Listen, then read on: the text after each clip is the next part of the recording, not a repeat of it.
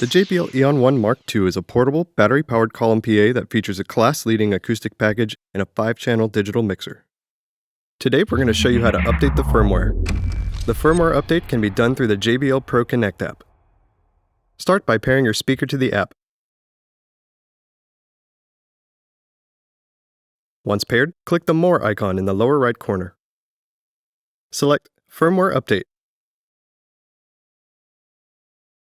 If there's an update available like shown here, click the download icon to begin downloading the firmware update. Once complete, click this icon to begin updating the firmware on your speaker. This process will take around 15 minutes. After the firmware is 100% updated, the speaker will reboot on its own. This may take around 3 to 4 minutes.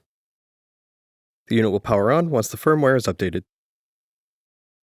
For more news, product information, and troubleshooting tips, visit us at jblpro.com or our Anytime Help Center at help.harmonpro.com.